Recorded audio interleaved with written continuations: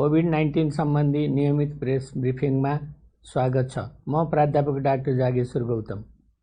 हामी हरेक दिन जस्तै आज पनि नेपालमा कोभिड-19 संक्रमणको राष्ट्रिय अद्यावधिक विवरणका साथ उपस्थित भएका छौं। हामीलाई सांकेतिक भाषामा दिनेश श्रेष्ठले साथ दिइरहनु भएको छ।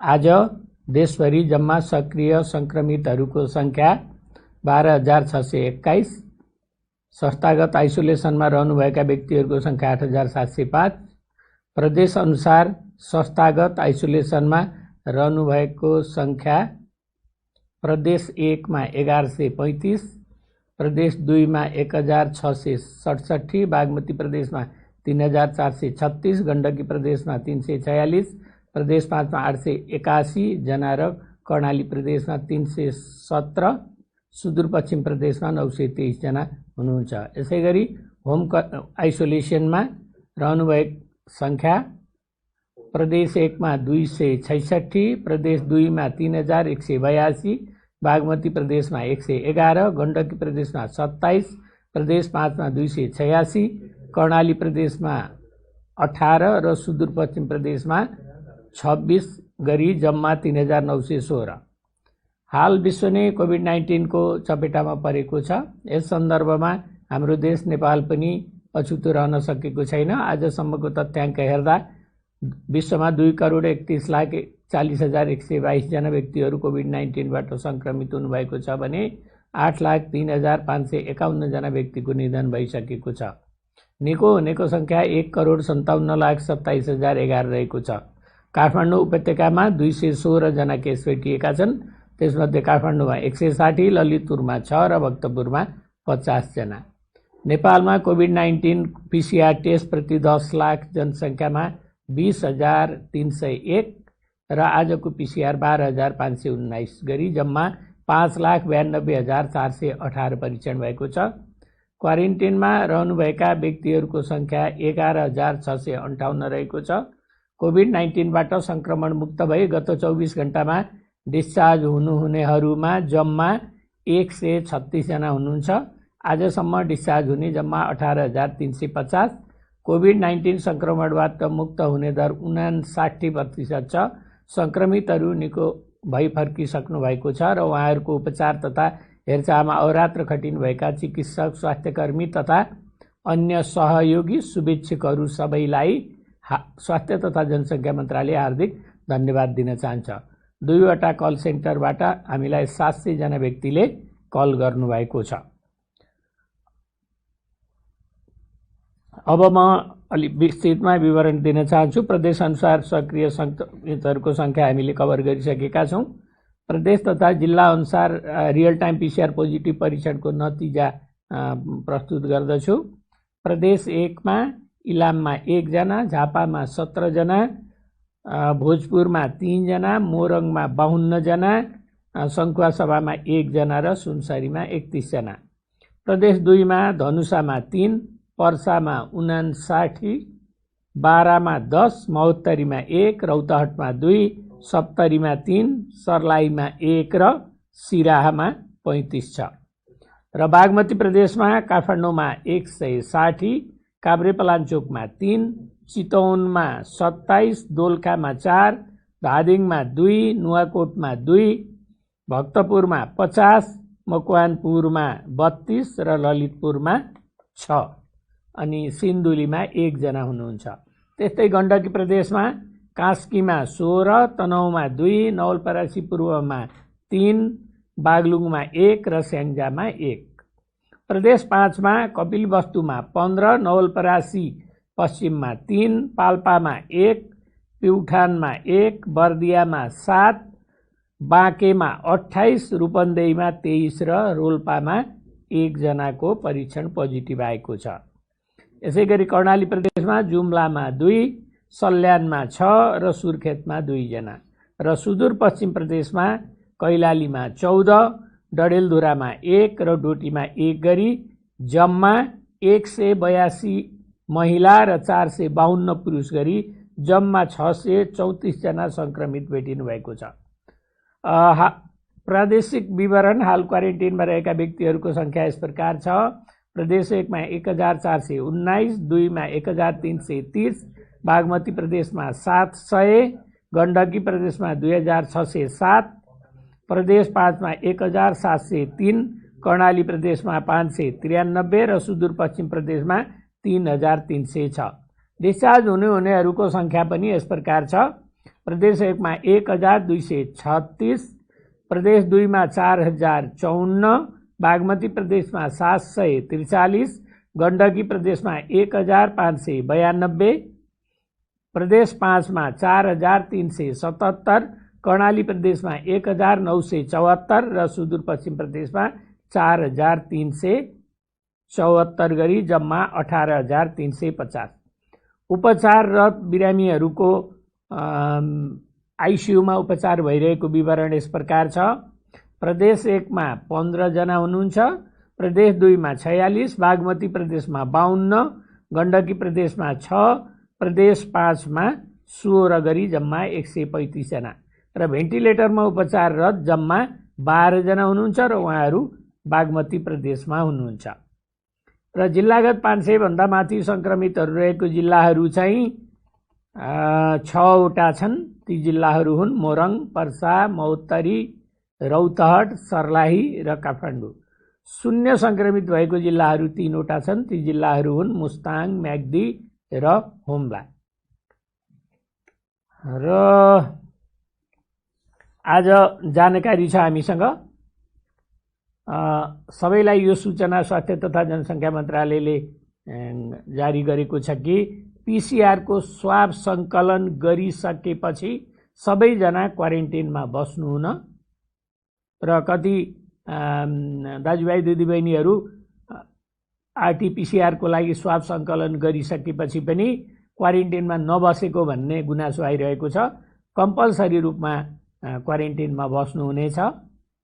र सरकारी अस्पतालमा नर्सिङ स्टाफ, प्यारामेडिक्सहरूले पिपी नपाउनु भएको भन्ने चाहिँ गुनासो आएको छ। यसमा यदि त्यस्तो हुन गएमा हाम्रो चाहिँ 2टा कल सेन्टरहरू छन्, 1115 र 1133। यी 2टा नम्बरमा कल गरी गुनासो टिपाउनु हुन हामी अनुरोध गर्दछौँ।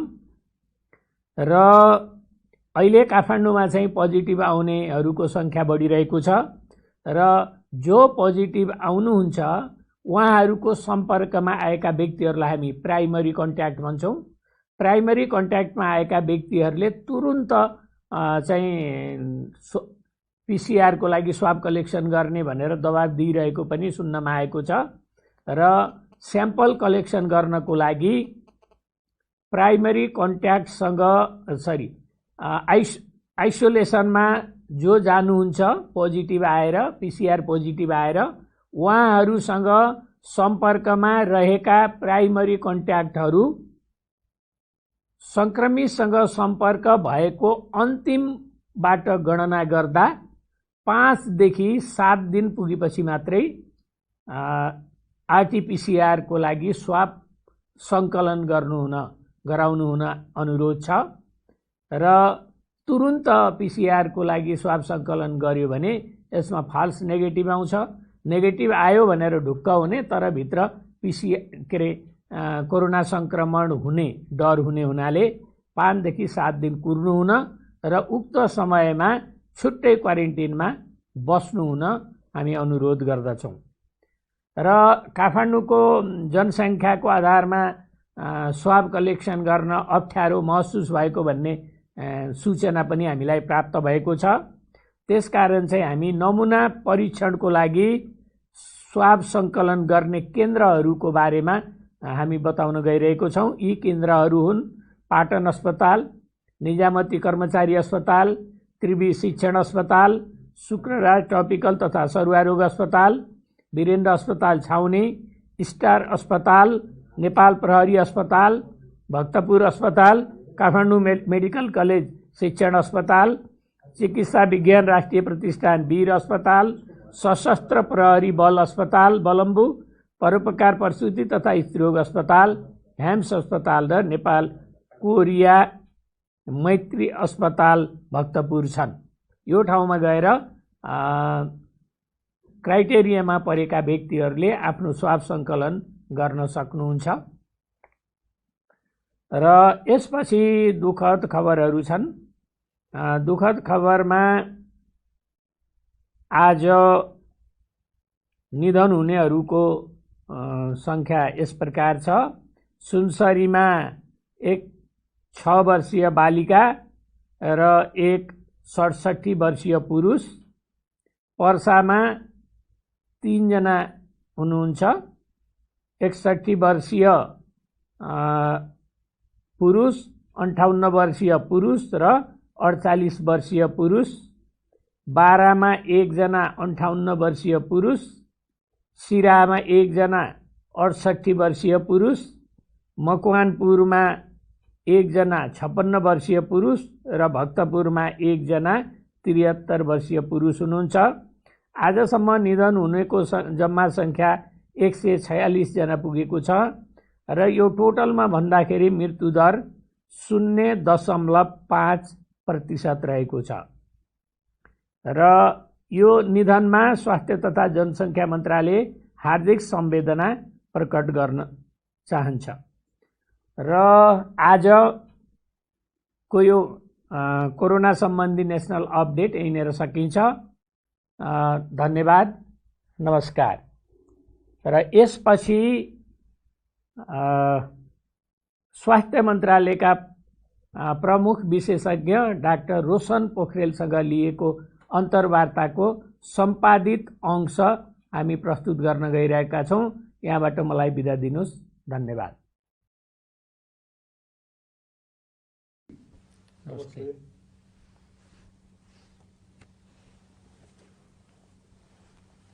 नेपालले कोभिड-19 को महामारी सुरु भए यता के कस्ता मुख्य कामहरू गर्यो?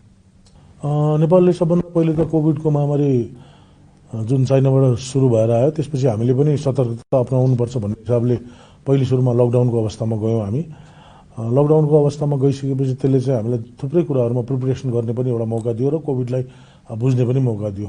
सबभन्दा मुख्य चाहिँ हामीले यो टेस्टिङको कुरामा जुन कोभिडको जाँच गर्नुपर्छ भन्ने कुराहरू हामीलाई आइडिया भएपछि PCR टेस्टिङ भन्ने कुरा नेपालमा नयाँ थियो त्यो बेलामा। त्यही भएर सुरुमा पहिलो केसलाई हामीले हङकङै पठाए पनि पछि हामीले बिस्तारै NPHLबाट टेस्टिङ सुरु गऱ्यौँ र त्यसलाई चाहिँ अहिले हामीले देशको सबै भागहरूमा पुर्याउन सफल भएका छौँ र त्यो 40 ठाउँमा अहिले सञ्चालन भइसकेका छ। यदि कोभिड पोजिटिभ रहेछन् भने ती केसलाई बाहिरबाट आए तापनि हामीले समाजमा मिसिन दिएनौँ। नेपालको सबभन्दा ठुलो उपलब्धि चाहिँ कोभिड बाहिरबाट आयो त्यो आउने बित्तिकै हामीले कि तिनीहरूलाई एयरपोर्टकै एरियामा अथवा उहाँहरूलाई क्वारेन्टाइन एरिया बोर्डर एरियामा हामीले कोभिड समात्न सकेको हुनाले उहाँहरू चाहिँ गाउँमा जान पाउनु भएन।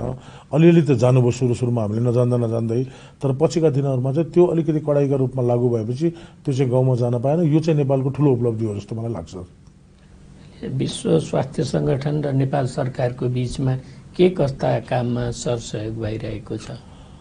अब विश्व स्वास्थ्य सङ्गठनले विश्वभरि नै स्वास्थ्यमा सहयोग गरे हुनाले त्यही आधारमा नेपाललाई पनि उहाँहरूले सहयोग गरिरहनु भएको छ। त्यसमा स्ट्राटेजी प्लानिङहरू गर्ने, कसरी कोभिडलाई हेर्ने भन्ने कुराहरूदेखिबाट लिएर उहाँहरूले हामीलाई टेक्निकल म्यान पावरहरू, एक्सपर्टिजहरू पनि दिइरहनु भएको छ। त्यस्तै म्यान पावरको कुरामा पनि हामीले नयाँ म्यान पावरहरू तुरुन्त लिनु पर्दाखेरि पनि उहाँहरूसँगै हामीले सल्लाह लिएर गरिरहेछौँ र संसारले जुन तरिका फलो गरेको हो हामीले पनि विश्व स्वास्थ्य सङ्गठनको भनाइ अनुसार नै त्यही तरिका हामीले पनि फलो गर्नलाई उहाँहरूसँग हामीले सपोर्ट लिइरहेछौँ। त्यसमा पनि विशेष चाहिँ अहिले चाहिँ यो टेस्टिङ र ट्र्याकिङको केसमा जुन छ त्यसमा र यो सूचना प्रवाह गर्ने कुराहरूमा पनि हामीले विश्व स्वास्थ्य सङ्गठनको सहयोग लिएका छौँ। र त्यति मात्रै होइन, विश्व स्वास्थ्य सङ्गठनलाई हामीले हाम्रो नलेज पनि सेयर गरेका छौँ ताकि हामीले गरेको चिजहरू, हामीमा भएको चिजहरू, हामीले जानेको बुझेको चिजहरू उहाँहरूलाई पनि हामी दिएका छौँ। त्यही नलेज चाहिँ उहाँहरूले विश्वमा बाँड्नलाई पनि सजिलो भएको छ जस्तो कारणले चाहिँ हामीलाई दुवैतिरबाट छ। यो चाहिँ उहाँहरूले बढी सहयोग गर्नुभएको छ, तर हाम्रो गरेको एक्सपिरियन्सलाई उहाँहरूले पनि लिनुभएको छ। त्यसले गर्दा दुवैलाई सहयोग भएको देखिन्छ यसमा। अब भर्खर नेपाल चाहिँ पुनर्संरचनामा गएको अवस्था छ। 3 तहमा सरकार छन्। हजुर, यो 3 तहको सरकारको बीचमा काम गर्नलाई हामीलाई के चुनौतीहरू छन् स्वास्थ्य मन्त्रालयको तर्फबाट? यसमा सुरुमा हामीलाई चुनौती नै भयो, किनभने अब यो कोभिड नभएको भए पनि यो 3 तहको सरकारको कार्यप्रति जुन हुनुपर्ने हो त्यो चाहिँ बिस्तारै हामी सिक्दै थियौँ। कोभिडले झन् हामीलाई त्यसमा परिपक्व बनायो। त्यही भएर कहिलेकाहीँ सुरुमा हामी कन्फ्युज भयौँ। अलिकति हामीलाई गाह्रो के भयो भने कसले गर्ने भन्ने कुरामा चाहिँ सुरुमा चाहिँ हामीलाई अलिकति कन्फ्युजन भएको थियो। तर बिस्तारै चाहिँ के हुँदै गयो भने यो सिसिएमसी पनि आयो, कोभिड क्राइसिस म्यानेजमेन्ट सेन्टर पनि आयो, स्वास्थ्य मन्त्रालय थियो। त्यसपछि हामीले डिस्ट्रिक्ट सिसिएमसी गऱ्यौँ। स्वास्थ्य मन्त्रालयका तलैसम्म गएका जुन संरचनाहरू छन् ती संरचनालाई नै हामीले हाम्रैमा बाँध्न सक्यौँ। त्यो सबैले गर्दाखेरि अब चाहिँ बिस्तारै सजिलो हुँदै गएको छ। सुरुका दिनमा चाहिँ कठिनाइ नै थिए, कसले गर्ने, के गर्ने, कसको काम भनेर त्यो एउटा अवस्था थियो भने अहिले चाहिँ हामी कसको काम भनेर कर्तव्यबोध हामीलाई भइसक्यो। त्यो कारणले गर्दाखेरि अब चाहिँ धेरै सजिलो भएको छ पहिले हेरिकन। अब अहिले नवसामान्यीकरणको अवस्थामा चाहिँ जनताहरूलाई सरकारको के सल्लाह हुन सक्छ? अब यो नवसामाजिकरण भन्ने नयाँ शब्द हामीले प्रयोग गऱ्यौँ, चाहिँ न्यू नर्मल भनेर भन्छौँ। यो चाहिँ अब कोभिड चाहिँ हाम्रो जीवनमा आइसक्यो। जसरी कुनै पनि एउटा रोग पहिले आउँदाखेरि के हो भने HIV एड्स आउँदाखेरि पनि हामी 1984 तिर के हो भन्ने थियो भने अब यो 2019बाट कोभिड आयो। आइसकेपछि अब हामीले कोभिडसँग बाँच्न सिक्नुपर्छ भन्ने कुरा चाहिँ हामी सबैले बुझ्नुपर्ने कुरा आयो। अब कोभिडसँग बाँच्नलाई हामीले हाम्रो व्यवहारहरूलाई परिवर्तन गर्नु पर्यो। हुन त प्रवक्ताज्यूले सधैँ नै भन्नुहुन्छ SMS का कुराहरू, त्यसमै पनि हामीले मुख्य जोड दिनु पर्यो। यसमा चाहिँ हाम्रो यो सबभन्दा पहिले सोशल डिस्टेन्सिङको कुरा आउला, मास्कको कुरा आउला, सेनिटाइजेसनको कुरा आउला। यो चाहिँ हाम्रो लाइफको पार्ट हुन गयो अब भनेर हामीले बुझ्नु पर्यो। त्यो भयो भने चाहिँ हामी कोभिडसँग बाँच्न सक्छौँ। होइन यो क्षणिक हो भनेर हामीले यसलाई नकार्न पाइएन। यो लङ टर्म जान्छ। WHO ले भनेअनुसार 2021 डिसेम्बरसम्मै हुन्छ भनेर अर्को वर्षको डिसेम्बर भनेको भनेपछि हामी कोभिडसँग बाँच्न सिक्नुपर्छ। त्यो बाँच्नको लागि हामी यो न्यू नर्मल स्टेजमा जानुपर्छ। त्यो भनेको SMS नै हो। SMS लाई पालना गरेर हामीले हाम्रो दैनिक क्रियाकलाप अगाडि बढाउन सक्नुपर्छ हजुर। अब यो कोभिड-19 को चाहिँ व्यवस्थापनमा हाम्रो उत्तरदायित्वलाई कसरी बढाउन सकिन्छ होला? यसमा मैले अघि पनि भने यो समन्वयको कुरा जुन छ, अलिकति सुरुका दिनमा समन्वय हामीले गर्न सकेनौँ कि भन्ने भयो। त्यही समन्वय नभएको आधारमा हामीले सिसिएमसी पनि राज्यबाट खडा भयो। अब अहिले चाहिँ त्यसमा के देखियो भने सुरुमा चाहिँ अलिकति कोअर्डिनेसन नभएको, त्यसलाई हामी अलिकति कोअर्डिनेसन गर्दैछौँ। अब त्यसले चाहिँ अर्को कुरा हाम्रो चाहिँ के छ भने ठुलो क्यालामिटी हुनबाट जोगाउनु पर्यो राज्यले। ठुलो क्यालामिटी भने अननेचुरल डेथ, कोभिडबाट मृत्यु हुने सङ्ख्या जुन छ त्यो घटाउनलाई चाहिँ हामीले अलि बढी ख्याल गर्नु पर्यो। र यसमा चाहिँ यो स्वास्थ्य मन्त्रालयको मात्रै जिम्मेवारी हो भनेर अरूले पन्छिन पाइएन। यसमा गृहले नै उत्तिकै जिम्मेवारी लिनु पर्यो, यसमा प्रहरी प्रशासनले नै उत्तिकै जिम्मेवारी लिनु पर्यो र मुख्य कुरा यसमा जनताले जिम्मेवारी लिनु पर्यो। जबसम्म जनताले जिम्मेवारी लिँदैनन्, यसलाई सिरियस रूपमा लिँदैनन् भने मतलब मास्क लाउनुपर्छ भनेपछि मास्क लाउनु पर्यो। बाहिर निस्किँदा मास्कलाई जोक जस्तो गरेर आधा मुख छोप्ने मास्क लाएर भएन, राम्ररी लाएर निस्किनु पर्यो। हो यो आफ्नो कर्तव्य बोध भयो, जनताले जिम्मेवारी लियो र सरकारले राम्रो एउटा प्ले गर्न सक्यो भने यसलाई हामी कन्ट्रोल गर्न सक्छौँ भन्ने मैले बुझाएको छु हजुर। अब एउटा अलि हाइपोथेटिकल क्वेसन पनि छ। हजुर, एउटा स्वास्थ्य वैज्ञानिकको रूपमा तपाईँले यो भाइरस कहिलेसम्म रहला भन्ने एक्सपेक्ट गर्नुहुन्छ? यो बडो जटिल प्रश्न हजुर। अब अहिले हेर्दाखेरि अब यो भन्न सकिने अवस्थामा हामी पनि छैनौँ, किनभने विश्वका मयौँ भने ठुला वैज्ञानिकहरूले नै यस कहिलेसम्म रहन सक्छ भनेर भन्न सक्नु भएको छैन। तर यो रहन्छ भनेरै हिँड्नु पर्यो। हामी यसैसँग बाँच्न सिक्नु पर्यो र यसलाई बढ्न दिन भएन। यसलाई समाजमा जुन यो मोबिलिटीको कारणले यो बढ्छ भनेका छौँ, यसलाई ट्रान्समिसनमा जानलाई हामीले रोक्नु पर्यो। त्यो रोक्नलाई हामीले हाम्रै व्यवहारमा परिवर्तन गर्न सक्यौँ भने यसलाई हामी अहिले जुन यसले चाहिँ हामीलाई आर्थिक रूपमा, सामाजिक रूपमा जुन यसले हामीलाई दुःख दिएको छ त्यसबाट चाहिँ हामी छिटै छुटकारा पाउन सक्छौँ। तर एक्ज्याक्टली तपाईँले मलाई सोध्नु हुँदाखेरि मैले यो कहिलेसम्म भनेर भन्दाखेरि ठ्याक्कै भन्न सक्ने अवस्थामा म अझै पनि छैन। तर यसलाई हामीले कम गर्दै लानुपर्ने हुन्छ। विश्वको अरू राज्यहरूले गरे हिसाबले हामीले अगाडि बढ्न सक्यौँ भने हामी योसँगै बाँच्न सिक्छौँ होला भन्ने मैले बुझाएको छु। अब भ्याक्सिन नआएसम्म यो रोग पुरा कन्ट्रोल हुँदैन भनेर पनि भनिएको छ होइन? भ्याक्सिन उपलब्ध भइसकेपछि नेपालले यो कसरी प्राप्त गर्ला? यसमा केही कामहरू भइरहेको छ? यसमा स्वास्थ्य मन्त्रालयले गर्नुपर्ने काम गरिरहेको छ भित्रभित्रै। हामीले भ्याक्सिनको कुरामा अहिले पहिलो भ्याक्सिन जुन रुसबाट उत्पादन भएको छ, हामीले हाम्रा काउन्टर पार्टहरू जो हुनुहुन्छ, WHO हुनुहुन्छ, UN एजेन्सीहरू हुनुहुन्छ, अरू लाइन एजेन्सीहरू छौँ, उहाँहरूसँग कुरा गरेर नेपालले एउटा बजेट छुट्याएर राखेको छ भ्याक्सिनको लागि र यो चाहिँ हामीले खरिद गर्न सक्ने दरमा जस्तो हाम्रो जस्तो डेभलपिङ कन्ट्रीले खरिद गर्न सक्ने दरमा चाहिँ बजारमा आउँदाखेरि हामी त्यो किन्न सक्ने अवस्थामा गइसकेका छौँ एउटा। अर्को कुरो डब्ल्युएचओसँग पनि हामीले कोअर्डिनेसन गरिरहेछौँ। यो कोअर्डिनेसन गरेर हामीले जुन राज्यले भ्याक्सिन पहिले बनाउँछ उनीहरूको प्राथमिकतामा नेपाल पर्नुपर्छ है भनेर हामीले लबिङ गरिरहेछौँ। तसर्थ दुईटै चिज, एउटा लबिङलाई पनि हामीले अगाडि बढाएका छौँ भ्याक्सिन प्रोक्युरमेन्टमा हाम्रो देशलाई चाहियो भन्ने हिसाबले। त्यो लबिङ पनि छ भने एउटा आर्थिक रूपले त्यसलाई खरिद गर्नलाई चाहिने जुन एमाउन्ट हो, इकोनोमिक अवस्था हो, त्यसको पनि हामी वर्कअप गरेर त्यो चाहिँ छुट्टै राखेर हामी दुईटै प्रोसेसबाट अहिले अगाडि बढाएछौँ। निक्लिने बित्तिकै हामीले नि पाउँछौँ भन्ने हामीलाई आशा छ। हजुर, अब कोभिड-19 को कारणले मान्छेहरूको विदेशमा डेथ चाहिँ अलि धेरै भइरहेछ, मृत्यु अलि धेरै भइरहेछ, तर नेपालमा अलिक कम देखिएको छ। हुन त मृत्यु हुनु कुरा राम्रो होइन, तर मृत्यु चाहिँ अलिक कम देखिएको छ। यसको के कारण हुन सक्छ यसमा? अब यसमा नेपालको अवस्थामा चाहिँ हामीले दुई तीनवटा कारण अनुमान हामीले यो पनि हेरिरहेको छौँ किन मृत्यु दर कम भयो भन्ने। एउटा मुख्य कारण चाहिँ हामी कहाँ सबै माइग्रेन्टहरू नै बाहिरबाट आउनुभएको छ, कि त इन्डियामा काम गरेर आउनेमा भेटिएको छ। पहिले सुरुमा त हामीले 95, 96, 97% भन्यौँ विदेशबाट आउनेहरू मात्रै देखिएको हुनाले विदेशमा काम गर्ने जानुभएका हाम्रा नेपाली दाजुभाइ दिदीबहिनीहरू चाहिँ यङ एजका हुनुहुन्थ्यो। यङ एजलाई असिम्टोमेटिक पनि थियो, उहाँहरूलाई सिम्टम केही पनि थिएन र कोमोर्बिडिटी पनि त्यति नभएको कारणले मृत्युदर कम भयो हो। तर अहिलेको अवस्थामा रिसेन्टली फेरि हेर्दाखेरि अब कोमोर्बिड मान्छेहरू जसलाई अरू रोग पनि छ उहाँहरूलाई पनि कोभिडले असर गरेको र अर्को कुरा अलिकति उमेर भएका मान्छेहरूलाई वृद्धलाई नै असर गर्दै गएको देख्दाखेरि हालसाल यो 2-4 दिनमा अलिकति बढेको देखिएको छ।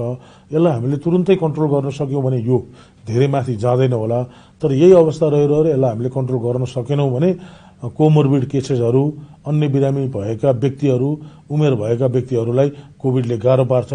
तसर्थ राज्यले के भनिरहेछ भने 10 वर्ष 12 वर्षभन्दा मुनिका बच्चाहरू बाहिर ननिस्किनुहोस्, 65 भन्दा माथि गएका बाहिर नजाउँ भनेर जुन तपाईँले बारम्बार भनिरहनु भएको छ, त्यसलाई यदि हामीले पालना गर्न सक्यौँ भने र हामीले हाम्रा बाआमालाई बचाउन सक्यौँ अथवा भनौँ उमेर भएका मान्छेलाई बचाउन सक्यौँ कोभिडबाट, उहाँहरूलाई घरभित्रै राख्न सक्यौँ, बाहिर एक्सपोज हुन दिएनौँ भने पक्कै पनि यो कम हुन्छ।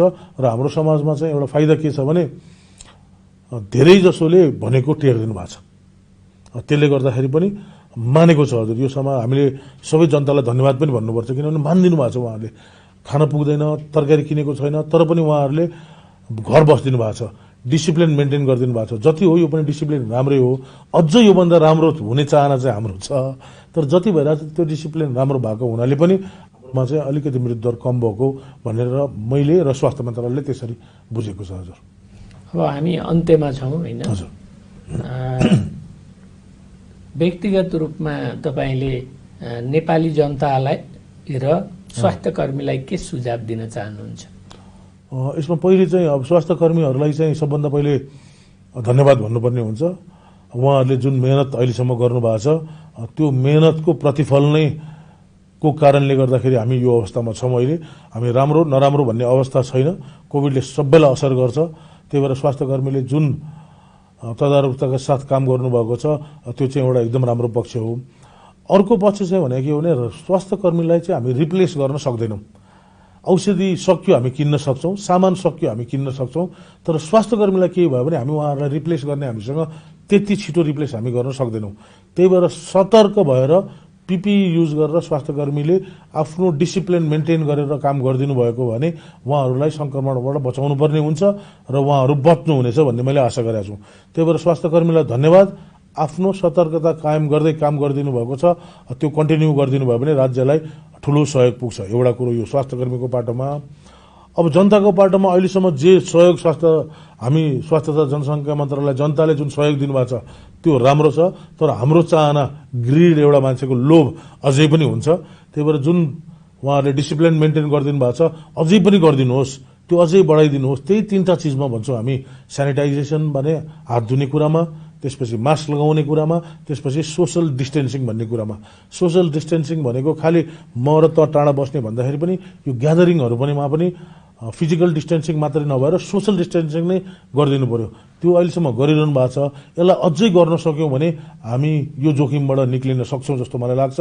त्यही भएर मैले भनिहालेँ, स्वास्थ्यकर्मीलाई पनि धन्यवाद, जनतालाई पनि धन्यवाद। तर अझै पनि हाम्रो आशा के छ भने यसमा डिसिप्लिन अझै बढाइदिनुहोस् ताकि हामी यसबाट निक्लिन सक्यौँ। त्यो भए भने हामी सबै विन विन सिचुएसनमा जान्छौँ भन्ने म भन्न चाहन्छु। हजुर, त्यति हो। Thank you. ल, धन्यवाद छ। र यो अन्तर्वार्तामा यहाँले चाहिँ आफ्नो कुरा राखिदिनु भयो, यहाँको लागि धन्यवाद दिन चाहन्छु। धन्यवाद। नमस्कार।